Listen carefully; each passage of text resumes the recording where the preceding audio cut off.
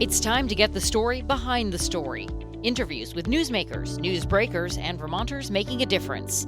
WCAX presents 802 News with Mark Johnson. Here's Mark.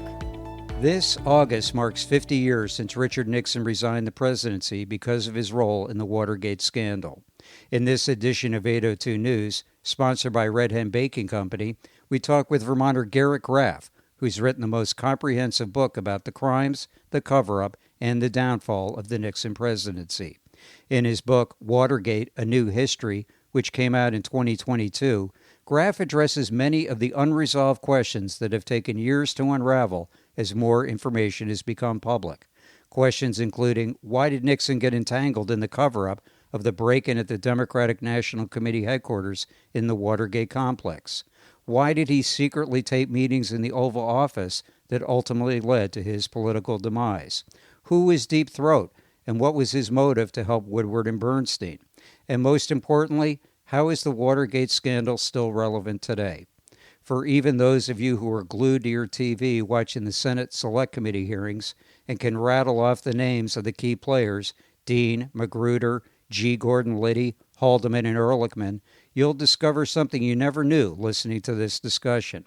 For those of you who grew up in the wake of the scandal, this will be an important history lesson you'll be glad you heard. We'll begin our conversation with historian and journalist Garrett Graff right after a word from our sponsor.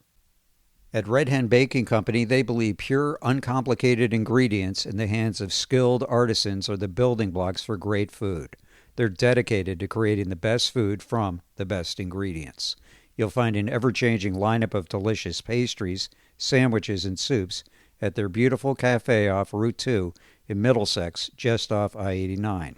Their breads are also available in many other locations. Led by owners Randy George and Eliza Kane, Red Hen Baking Company has been on the leading edge of the local food movement since 1999.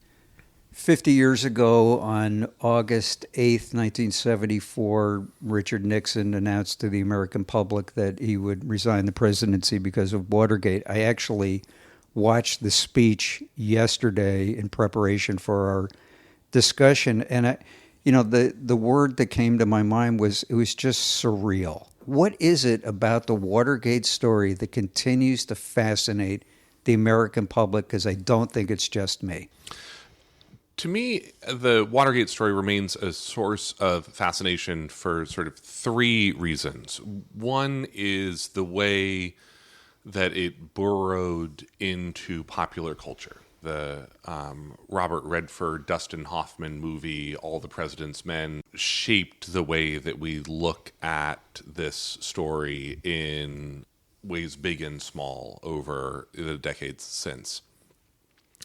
The second reason I think that this really continues to feel present and part of our daily politics is this is the moment that America begins in many ways to lose trust in institutions and politicians. And of course, Watergate is wrapped up and inseparable with these other fissures in American society at the time: the Vietnam War, the Pentagon Papers, the Church Committee, the Pike Committee that come after Watergate, that exposed so many government abuses of civil liberties and human rights.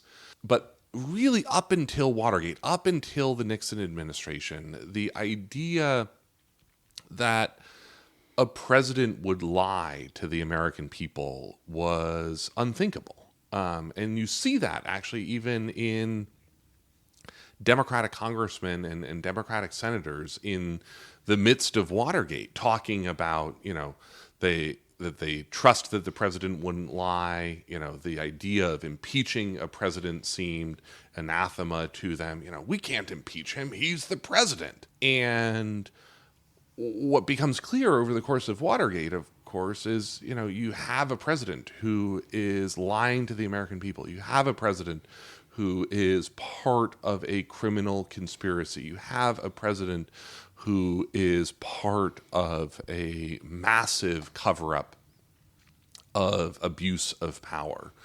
And that changes the whole arc of American politics thereafter. It, of course, has huge influences on the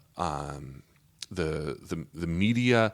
It has huge influences on the politicians who come into politics after Watergate. Here in Vermont, Pat Leahy was part of that Watergate baby. Yeah. Watergate baby era. Sort of the crusading, do-gooder Democrats, who came into power after that. And then I think, lastly, what you see and why this matters so much to us still today is the way that Watergate changes the presidency itself. We put new limits on the powers of a president. Presidents feel constrained in ways that they did not feel constrained up until Nixon. And I think particularly over this last decade, as we have lived through this crazy period of presidential investigations with Donald Trump, the shadow of Watergate is still ever present. Well, and you mentioned we've now had Bill Clinton was impeached. We've had, Donald Trump that's been impeached. And I mean, this is almost becoming familiar and regular. Yeah. And I think, part of the challenge of Watergate, and this is going to be something that we debate as a society all this year, is whether Watergate set the right example for everything that we are now living through. The Gerald Ford's pardon in the fall of 1974, I think, I understand Ford's reasoning for it. He thought that he could not govern while a former president was being investigated. But I think there's a lot of reason to believe now, sitting here in 2024, that was the wrong message to send future presidents. And that actually, I think not just the Trump administration, but I think the Reagan administration, I think the Clinton administration, I think the George W. Bush administration, all look very different if you have Richard Nixon go to jail in the late 1970s for even a short period of time. How so?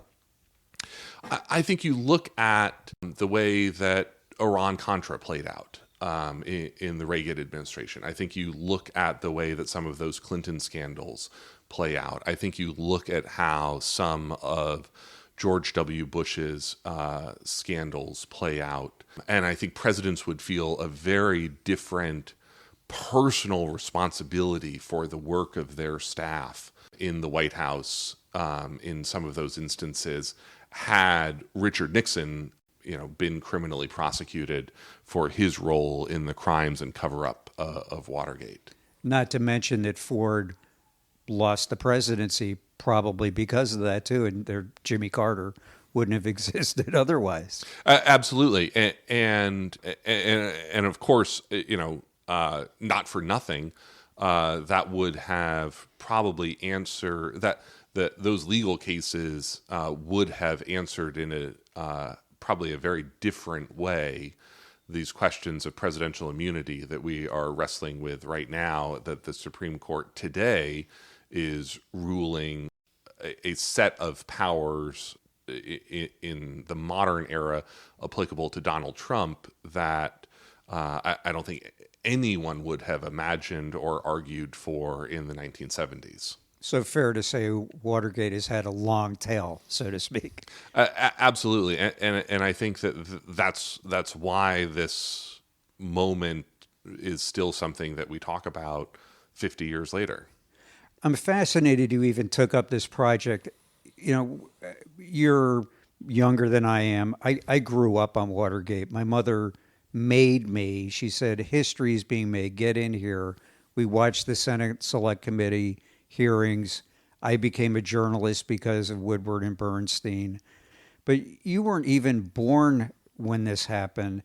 And and there have been so many books written about Watergate. So why did you decide to even take this up? What did you feel was left still on the table for you to do? Yeah, I think part of the challenge with Watergate is that it is a story that has been previously told in a lot of slices. This person's memoir, that person's memoir. One of the things that I talk about in the book research is, there were something like 36 memoirs written of people in and around Watergate, almost all of whom, by the way, ended up being prosecuted for obstruction of justice or perjury. And so their memoirs are these fabulously unreliable narrations of what actually took place in that. And my goal with this book was, there had not actually been a soup to nuts narrative history of Watergate written since the 1990s. And in the 25 or 30 years since that book, we are still actually learning a lot about what actually transpired during Watergate. I mean, it was only in 2005 that Mark Felt was outed as Deep Throat, which means there has, before I sat down to do this book, there had never actually been a history of Watergate written that put Mark Felt in the right place. Mark Felt, of course, the deputy director of the FBI at the time. We had this vision from all the president's men of Hal Holbrook, Hal Holbrook in the parking garage, telling Bob Woodward, follow the money. And we'd had this sense that Deep Throat was, this, probably a Nixon insider, disgusted at the abuse of power that he saw in the White House, out there fighting with Woodward and Bernstein for truth, justice, and apple pie. Yeah.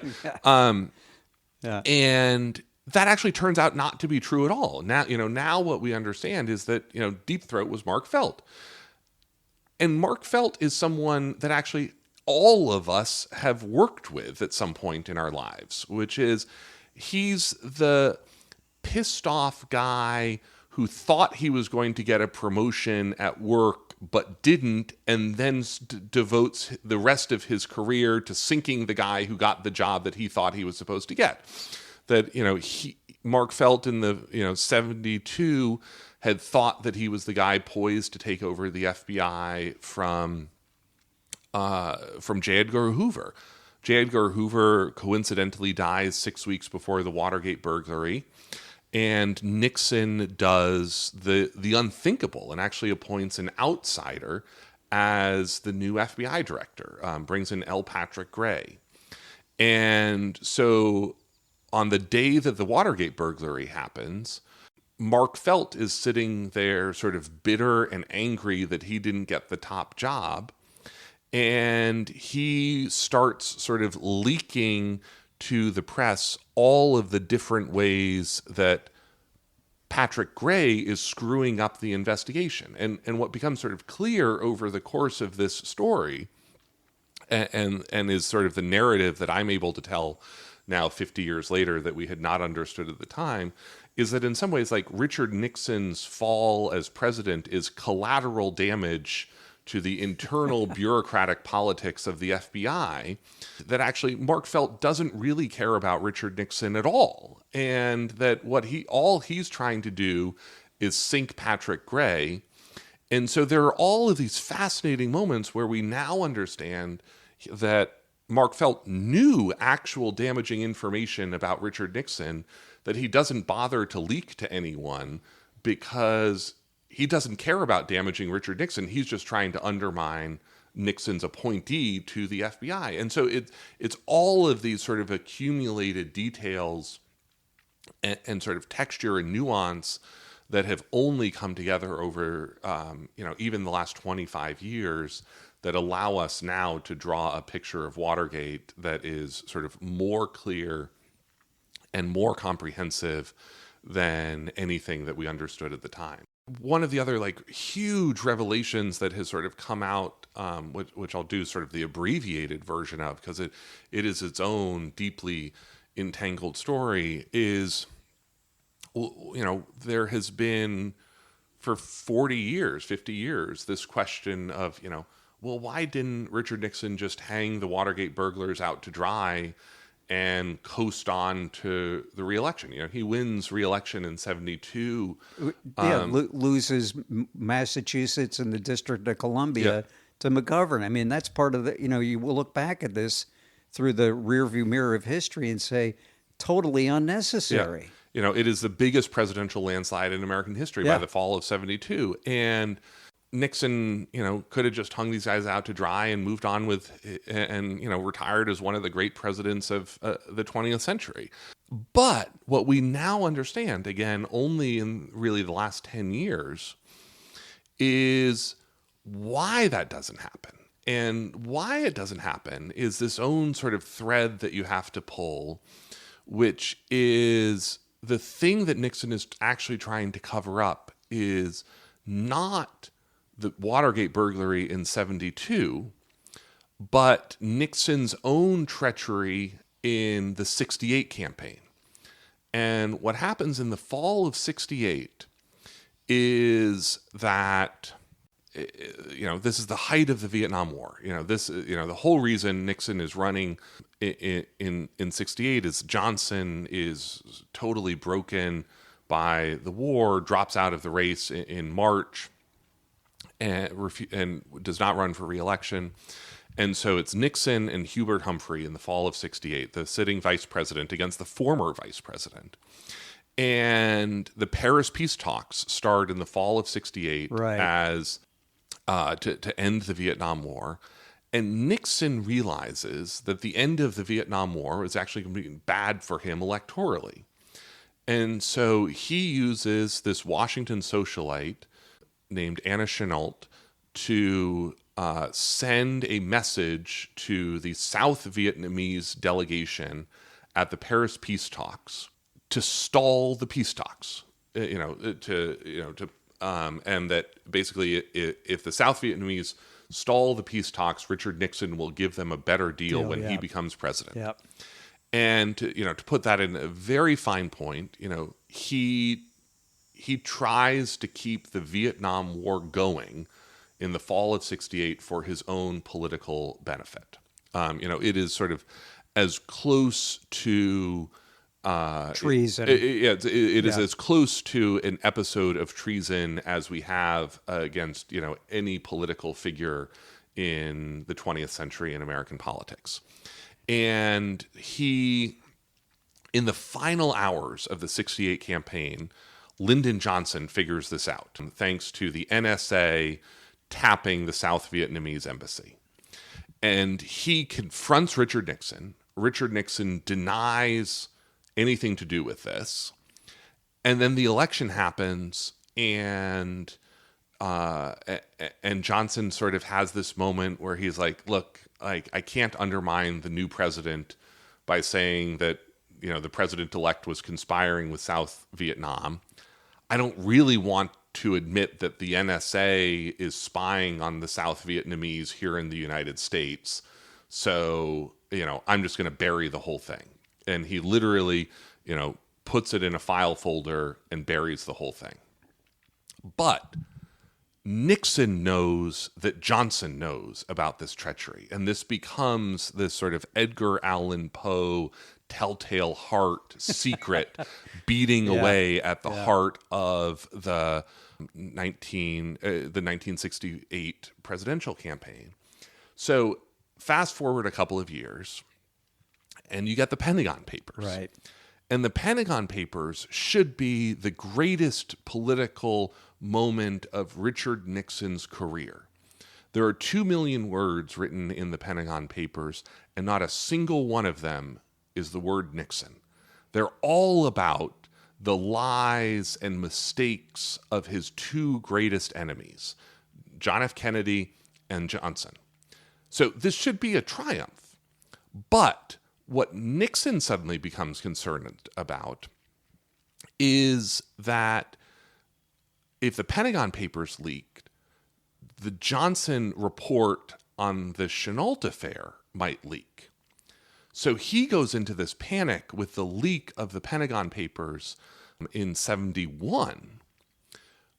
And he believes, and this turns out to be, just as far as we know, completely untrue, that he believes that there is a copy of this report on the Chenault affair in the safe at the Brookings Institution, the think tank in Washington, D.C.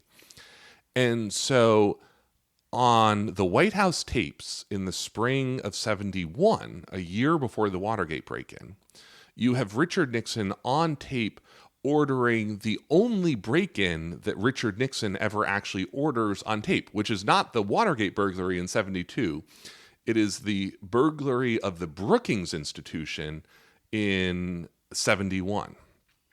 And the team that they assembled to break into the Brookings Institution in 71 is this guy, G. Gordon Liddy, this guy, Howard Hunt, these Cuban burglars from the Bay of Pigs invasion that Howard Hunt had worked on.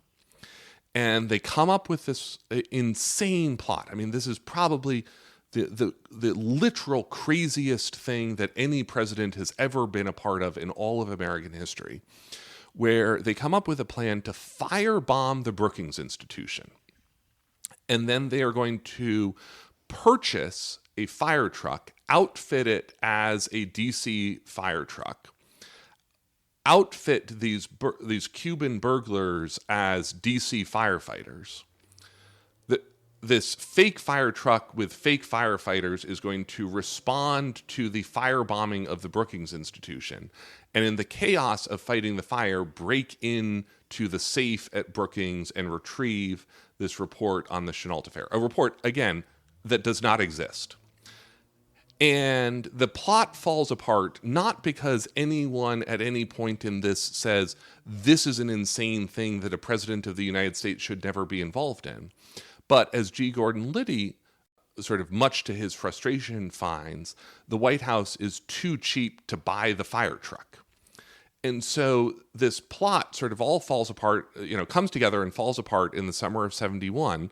But by that point, it has now created what we now know as this plumber's unit that goes on to all of these other dirty tricks. And so what we now understand, again, only because the papers about the Chenault affair were finally declassified in the 2010s from the Lyndon Johnson Presidential Library in Austin, Texas. It's only been within the last 10 years we've come to understand this at all. But we now have this answer to this question of why didn't Richard Nixon hang G. Gordon Liddy and Howard Hunt out to dry in the summer of 72? It's because what they were actually concerned about was the word getting out about this Brookings Institution plot from the year before that would begin to unravel this thread all the way back to Richard Nixon committing treason in the fall of 1968. And so, again, just we've had these pieces come together in, the last 10 years, the last 20 years, the last 25 years that have completely changed our understanding of what actually took place in, 1972 to 74. I just read a book about 3 journalists covering the Vietnam War, and what Nixon did there resulted in tens of thousands of American lives being lost in the continuation of the war.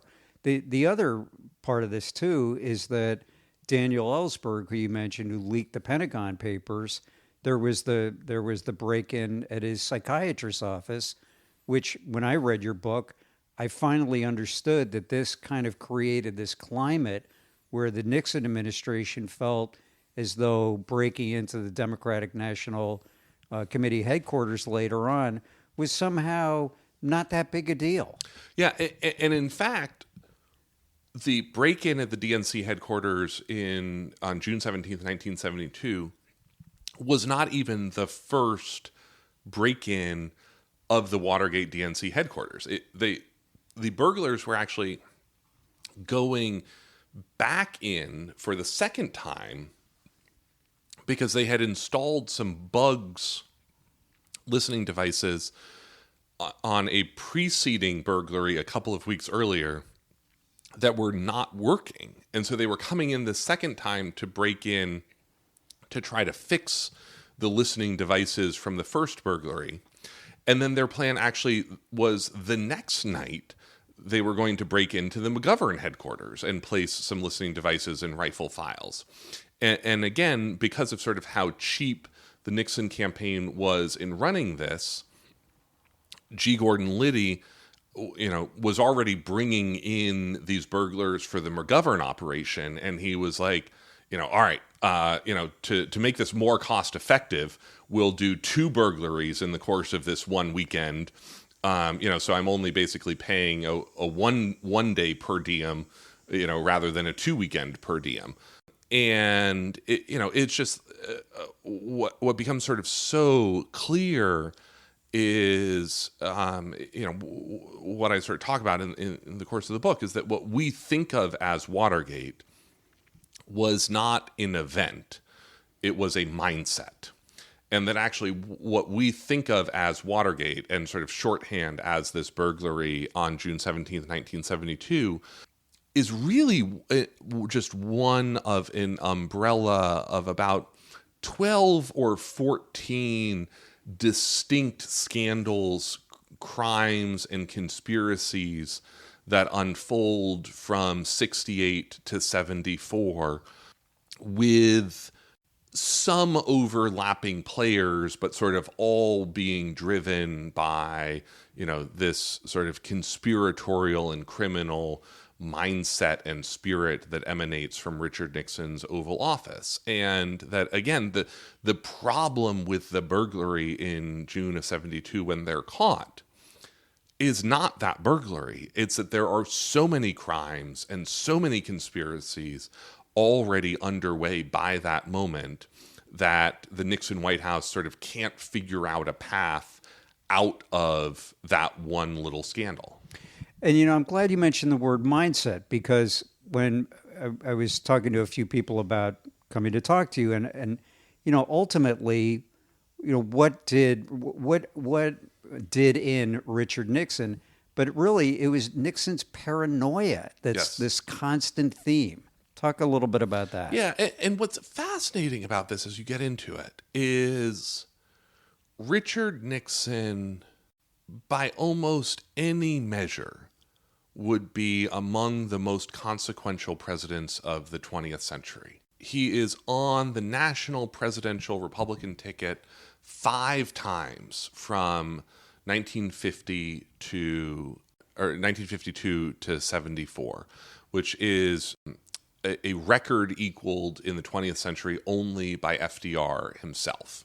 He is the president twice with Eisenhower, once losing to Kennedy, and then his own 2 runs. Yeah. And he is the president who opens China. He's the first president to go to Beijing. He's the first president to go to Moscow. He's the first president to go to a communist bloc country. He creates OSHA. He creates the EPA. He signs Title IX. He ends the Vietnam War after keeping the Vietnam War going. The Middle East. He does incredible work in the Middle East. He brings détente with the Soviet Union in the Cold War. He takes the U.S. off the gold standard. He actually brings the first female military aides into the White House. He's the first president to have a presidential assistant focused on bringing women into the federal government, and brings more than 1,000 women into sort of the middle ranks of the federal government. Yet, 50 years later, all of this is wrapped up in one single word: Watergate. What becomes sort of clear is, Richard Nixon just can't get out of his own way. He is, has this incredibly dark mind, is incredibly paranoid, sort of imagines every day that his enemies are waking up, trying to destroy him, and, just feeds and fosters this sense of paranoia and conspiracy and criminality throughout his presidency that, ends up undermining all of the good and all of the accomplishments that he actually manages to make. I mentioned I watched the Watergate hearings, and one of the revelations that comes out in the middle of it is the tapes that they were recording everything going on in the Oval Office. Were you able to figure out, why on earth would you create the evidence against yourself like that? Yeah. Again, it was actually paranoia and conspiracy. And this to me was sort of one of the amazing things. So Lyndon Johnson, of course, had recording devices in his Oval Office, and Nixon has them torn out the moment he gets into the White House. He does not want these. But then what begins to unfold is Nixon doesn't trust his own staff. He very specifically, he thinks that Henry Kissinger is out there claiming, basically claiming all of the actual success that was Nixon's and leaving all of the blame at Nixon's feet himself. And so not a stretch, by the way. Not a stretch, and he's not wrong. Yeah. This is exactly what Henry Kissinger is doing, every night at every cocktail party in Washington.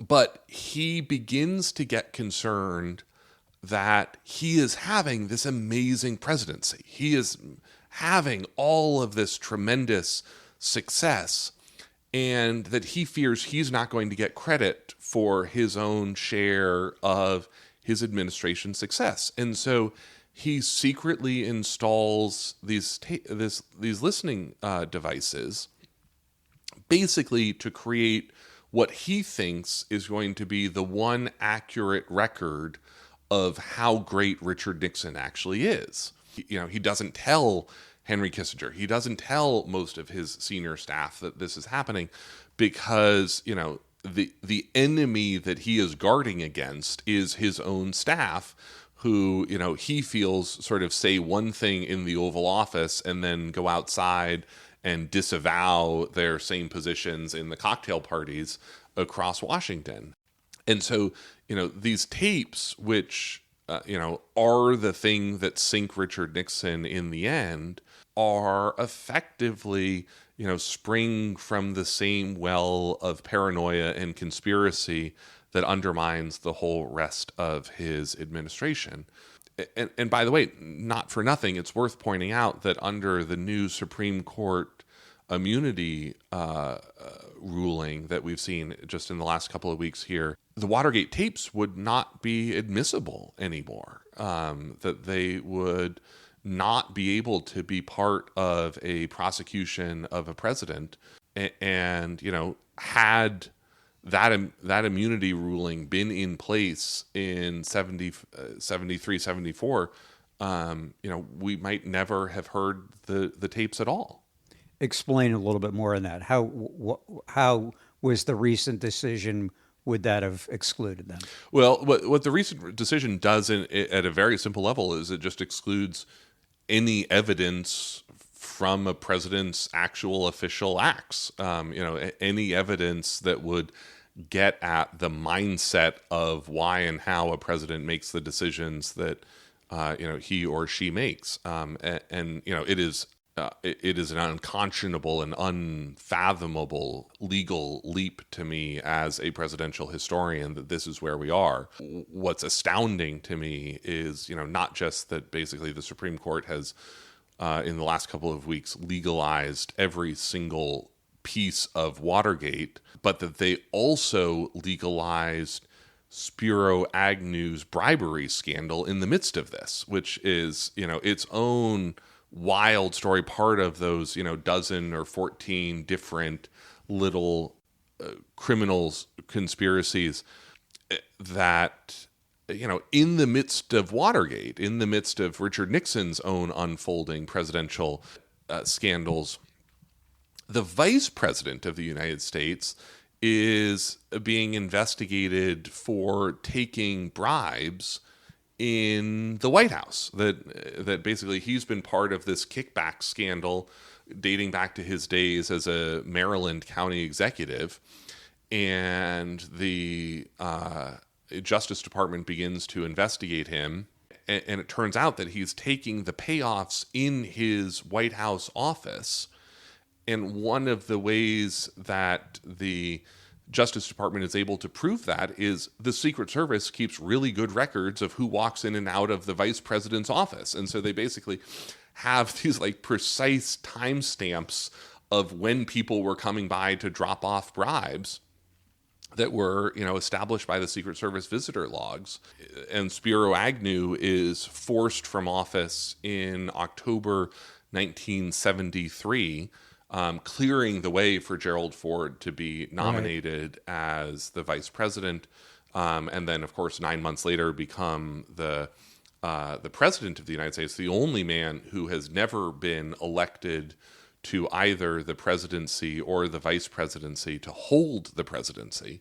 And the Spiro Agnew scandal would now be legalized based on the Supreme Court's new interpretation of gratuities, which is basically kickbacks paid in the future. Yeah. That it can still be a crime to give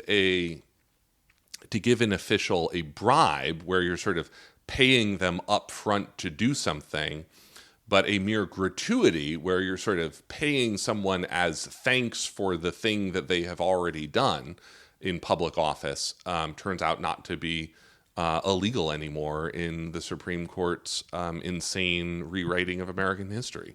And imagine the change in the course of history if Spiro Agnew had not had to step aside. Wow. And one of the things, sort of Nixon's joke through all of 72 and 73 is basically Spiro Agnew is his insurance policy. No one will ever impeach him as long as the answer is Spiro Agnew becomes president of the United States. Because Spiro Agnew, is one of the most unlikable, vicious, vitriolic officials who has ever walked the earth.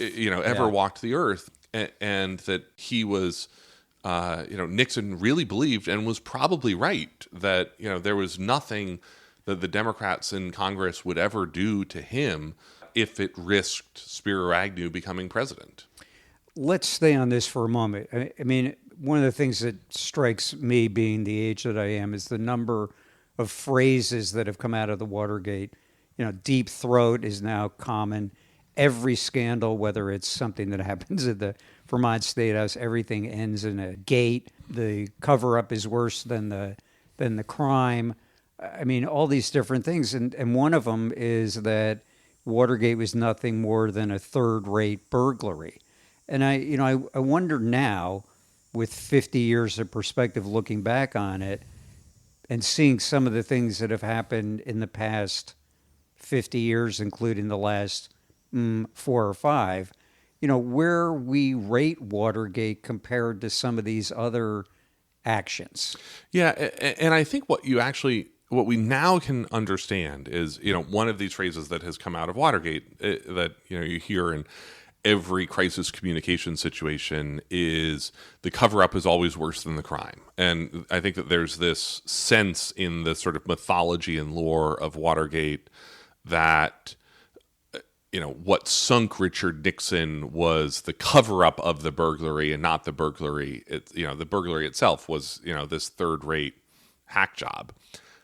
Well, what we now understand, I think, is that actually the crimes were the problem in Watergate, and that by the time you get through these 12 or 14 distinct scandals, you have a pattern of crime and criminality and conspiracy that is literally unmatched in all of American history. That it begins with treason, it goes through some incredible abuses of power, abuses of civil liberties, of ordinary Americans, enemies and critics of the Nixon administration, including the wiretapping of Nixon's own staff, which he does illegally at various points, some under the direction of Henry Kissinger, some not. And then, part of what's wild about this is in '68, the Chennault affair with the South Vietnamese government is not the only foreign government that Nixon is conspiring with in the fall of '68. That actually one of the other scandals wrapped up in this is that in the fall of '68, he was illegally taking money from the Greek military junta that was actually money being laundered to the Greek government by the CIA, that the Greek government was then turning around and laundering back as campaign finance donations to Richard Nixon's campaign to sort of let him make a final push in the fall of '68 against Hubert Humphrey. And that, there's actually sort of one theory that the records of those donations from '68 were actually the thing that the burglars were after in the records of the Democratic Party, that they were basically looking for the opposition research file on the Greek military junta inside the DNC headquarters in '72. And, when you look at the totality of Watergate, I think that the final number was there were 69 people indicted, 64 of whom were convicted of federal crimes stemming from Watergate. This is not just, 5 burglars, almost 70 people, ended up being indicted, including cabinet secretaries, including the White House chief of staff. I mean, all sorts of incredibly high-ranking officials went down amid this. And you mentioned G. Gordon Liddy. I was listening to John Dean, the White House counsel, talking to Nixon the other day in one of their meetings in the White House. And, he's laying out this plan for dirty tricks in the '72 campaign that, you just had to laugh. He's talking about hiring prostitutes to lure in, candidates. It just it was $1 million, which back then was actually a lot of money. And it was just crazy town. It was crazy town stuff. Yeah. And this is where a chapter of the story called Operation Gemstone, which is, again, the Watergate burglary is just one part of this wide-reaching dirty tricks campaign that G. Gordon Liddy has put together for the '72 campaign. And in January of '74, he goes into John Mitchell's office. John Mitchell, of course, is Nixon's attorney general, and he was the campaign manager in '68 and is going to come back and run the re-election campaign later in '74. But in January, he's still the sitting attorney general. The committee to re-elect the president, creep. You can't even make that up. And he ends up, and so G. Gordon Liddy comes in to John Mitchell's office at the Justice Department with John Dean and Jeb Stuart Magruder, the deputy director of the campaign, and lays out Operation Gemstone. And it is just this wild idea. It is, not just break-ins and wiretapping of the DNC and the McGovern headquarters, but he's proposing a spy plane that would follow the Democratic nominee all around the country, equipped with electronic surveillance equipment. He proposes drugging and kidnapping key anti-war protesters and taking them to Mexico for the duration of the Republican convention to make sure that the Republican convention is not disrupted by protesters. Yeah, like the Democratic one in '68. Yep. He proposes outfitting a houseboat in Miami where the Democratic convention is going to be, with electronic and video and photographic surveillance, where they would then hire prostitutes to lure Democratic officials back to this houseboat to create evidence. Blackmail evidence Yeah. and try to get, secrets out of the Democratic Party. And then, it's this like insane story. And what you see actually, what's incredible about this is John Mitchell is the sitting attorney general. He doesn't listen to this proposal by G. Gordon Liddy and say, Gordon, this is one of the most criminal things I've ever heard. I'm going to have the FBI agents who are sitting outside my office right now arrest you on the way out of your office. There's no way that we could have, the White House involved in a situation like this.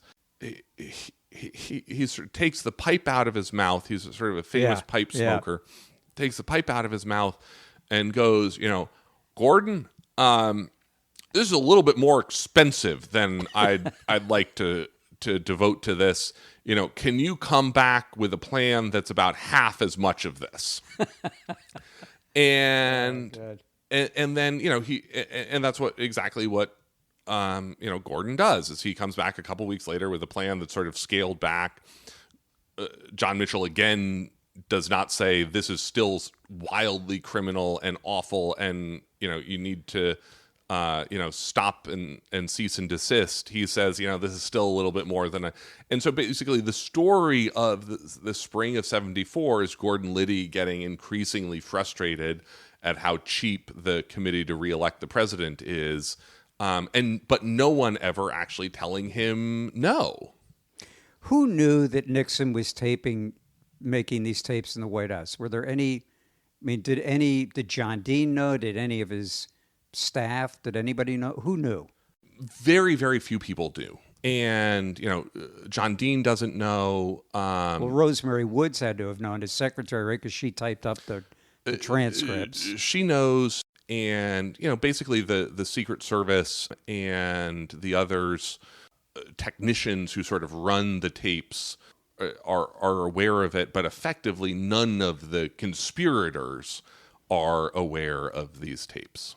Let's fast forward a little bit here. I want to talk about, so why did the Deep Throat come out in 2005 to Vanity Fair? Was that Mark Felt coming forward?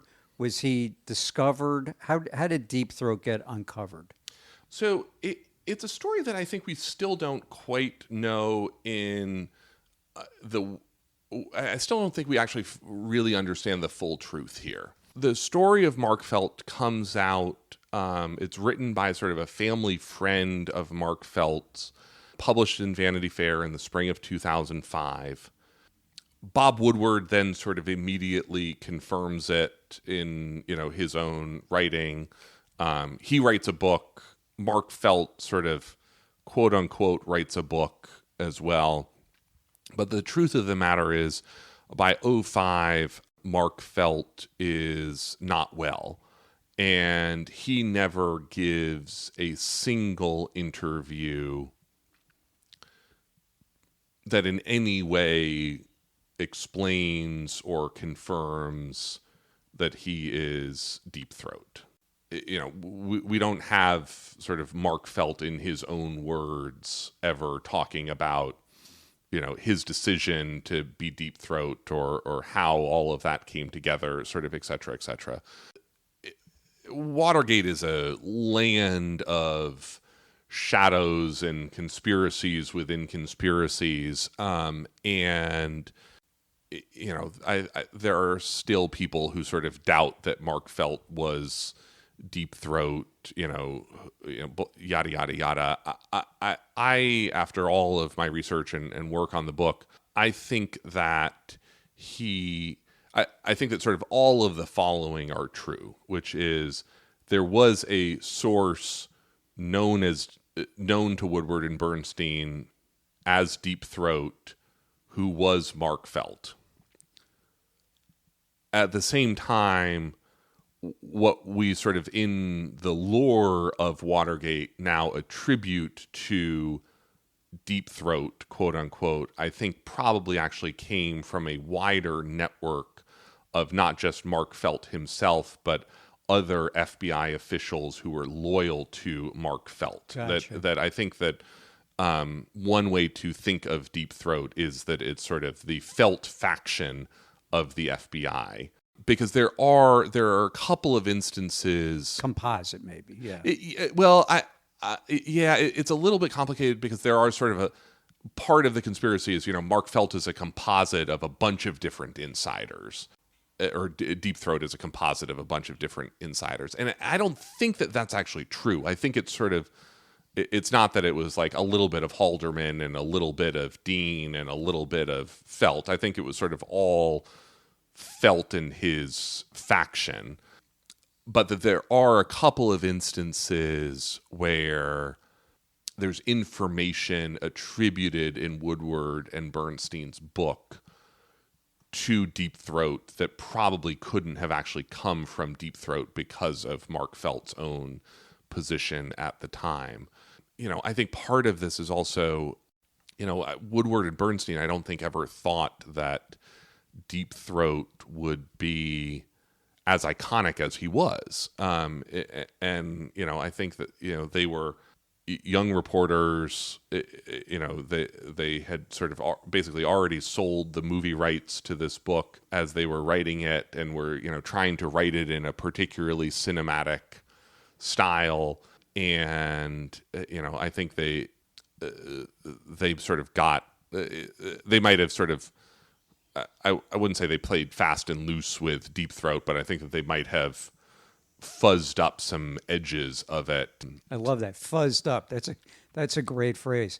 I mean, one of the interesting things about Woodward and Bernstein is that they weren't these great investigative reporters. They were basically beat reporters who just, I don't want to say fell onto this story, but it kind of just kind of crossed their radar. It wasn't, I'm trying to think of, Seymour Hersh. They weren't these great mythical figures who found this story. It kind of just sort of fell, I don't want to say fell into their lap, but it did kind of fall into their lap. Yeah, and I think actually one of the things I really tried to do in the book was Woodward and Bernstein matter, but not in the way that we think that they did. That again, they were really part of a constellation of a half dozen journalists, right, who keep the story alive from the summer of 72 through the winter of 73. And in the winter of 73, what you have happen is the trial of the Watergate burglars, and that it's really that set of events that then sort of breaks the conspiracy wide open by the spring of 73. But that actually Woodward and Bernstein deserve some pride of place for their coverage, but really only alongside a whole set of other reporters, including Seymour Hersh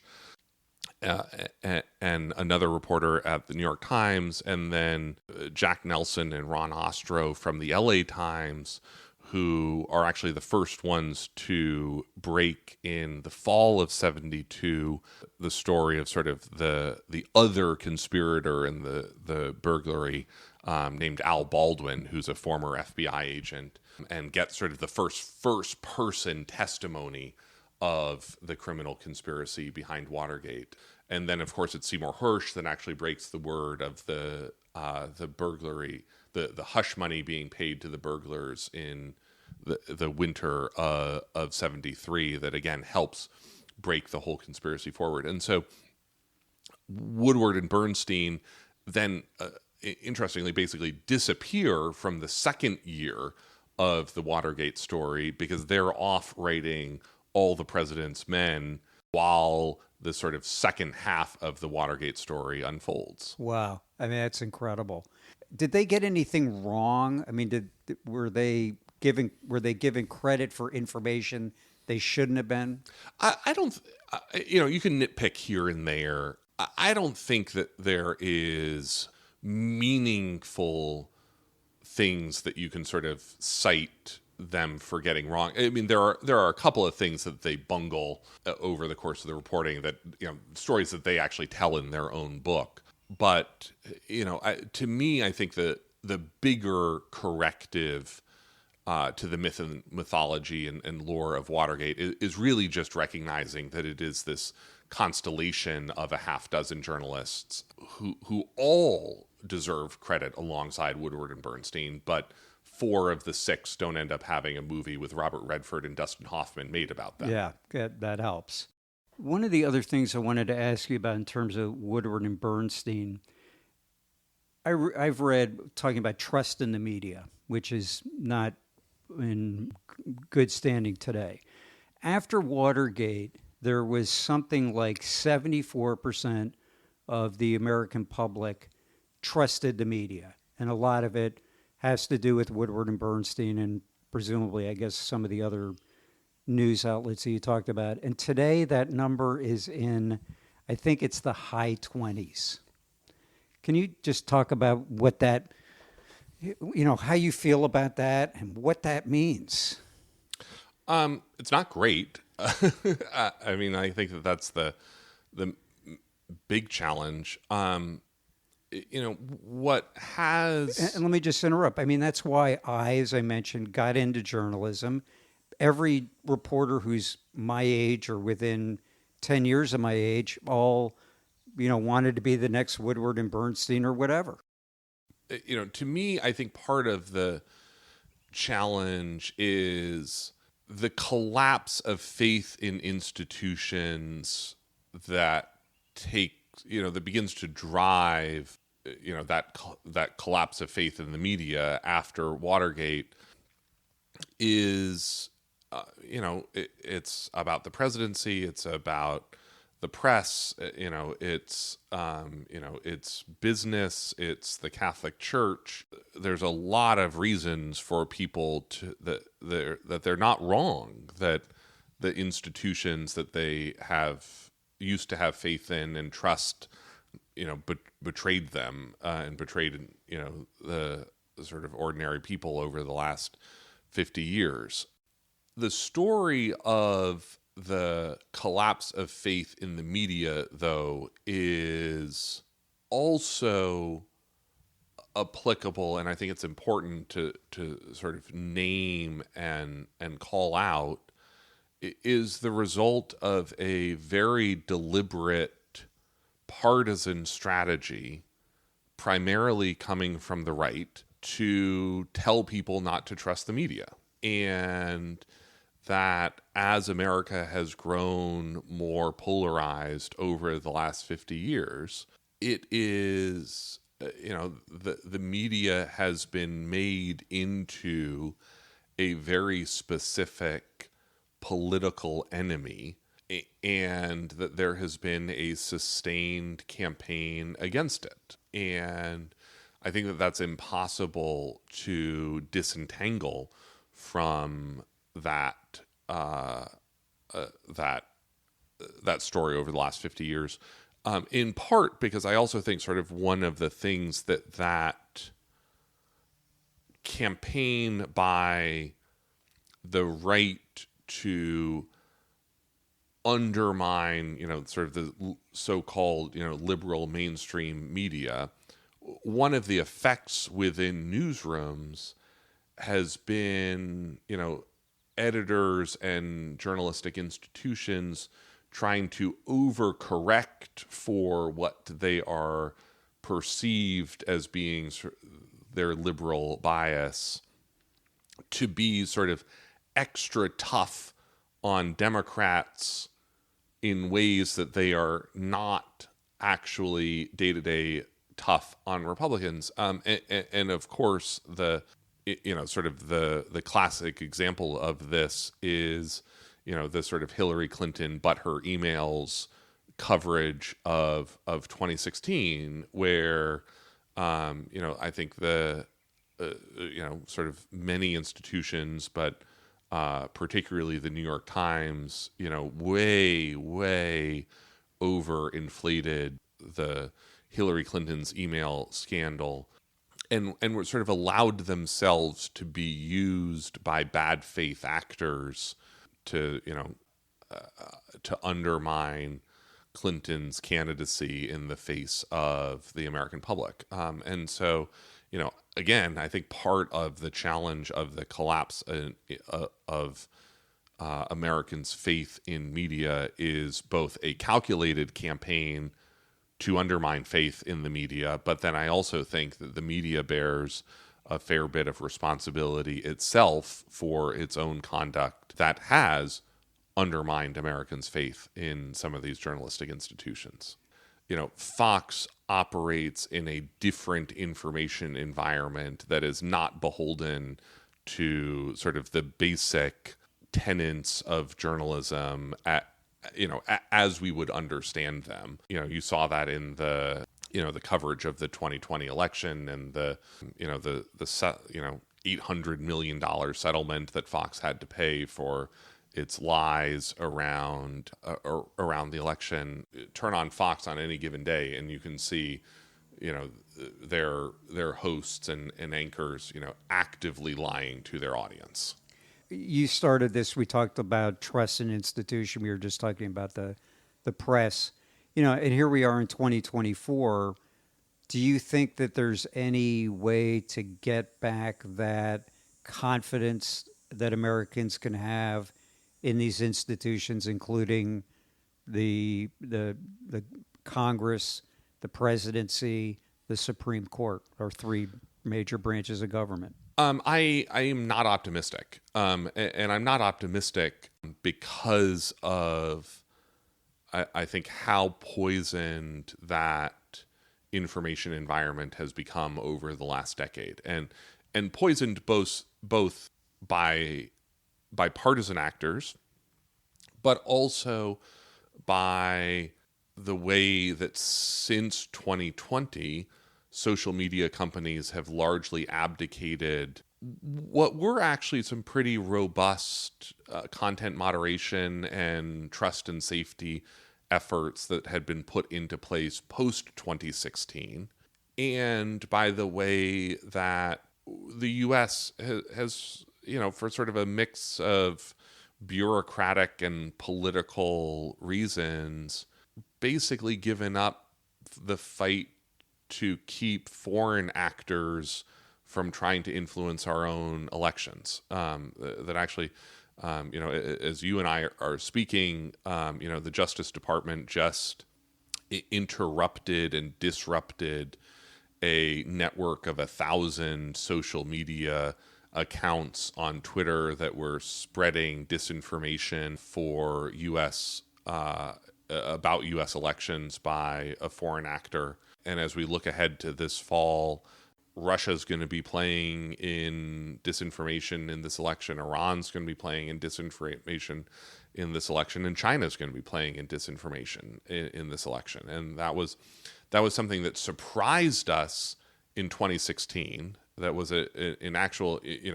and my background is as a national security journalist, and so this was actually a story that I covered, on the quote unquote front lines in 2016 in the Russia's interference in the 2016 election.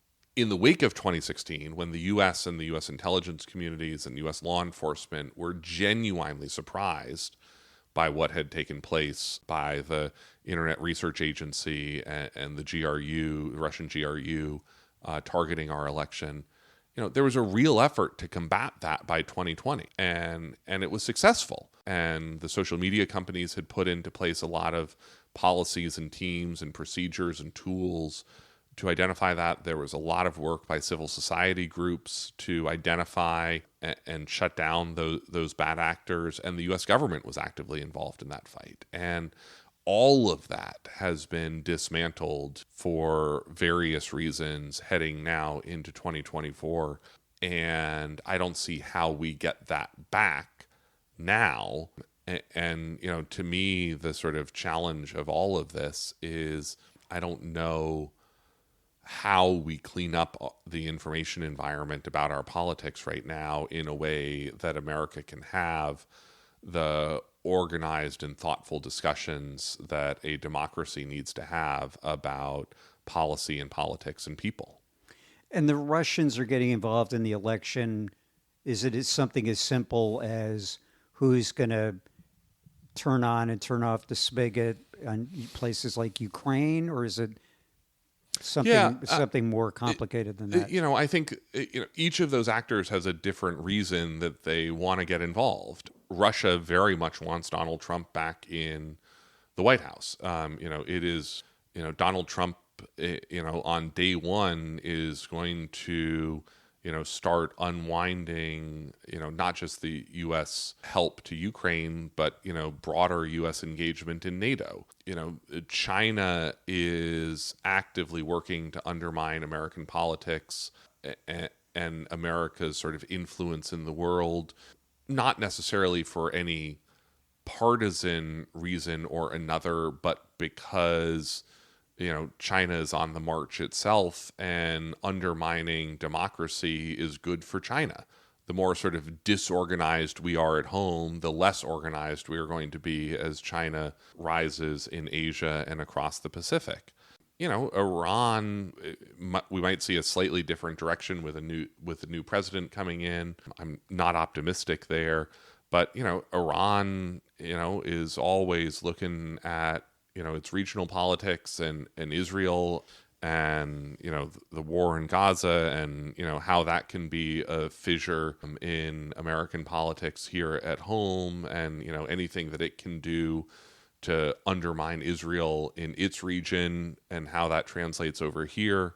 So part of the complexity of all of this is all of these other foreign actors are coming in and playing in our sandbox for different reasons. And I think in a different era where the Republican Party was a more serious actor in American politics, you could imagine the party of Richard Nixon or Ronald Reagan or, George H.W. Bush being a clear leader in saying, other countries shouldn't be trying to influence our voters here at home. Now, that should be one thing that should unite both major political parties, because I think the other thing you're going to see is foreign actors, trying to prop up those third-party candidates in the states where they're going to be on the ballot this fall.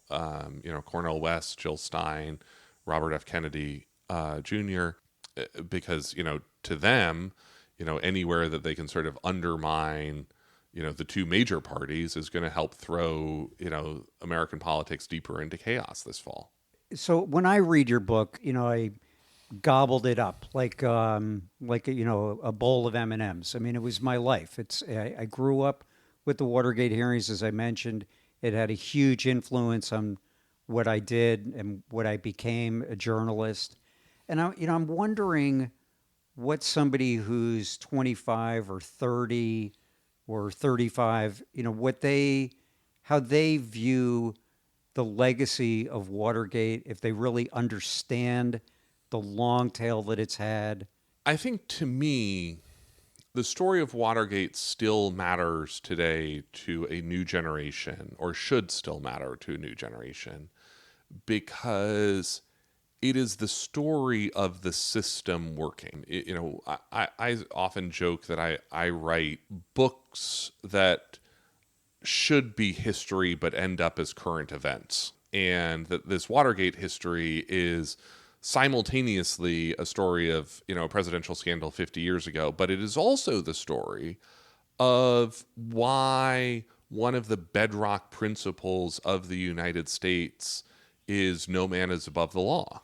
And that, the president being president should not be a license to be a criminal. And that actually was a relatively uncontroversial statement up until, the last couple of weeks or months. And that, to me, what is so fascinating about this story is how every single piece of the American experiment had to play its own specific role in order to bring Richard Nixon to justice. And that, this is the incredible interplay of the checks and balances of the Constitution. It's the way that, the different branches of government can hold each other to account. But along the way, you needed not just the media, but the FBI and the Justice Department and the House and the Senate and the District Court and the Appeals Court and the Supreme Court to all play their own role in pushing forward the investigation of Richard Nixon. And that, to me, it actually isn't really the story of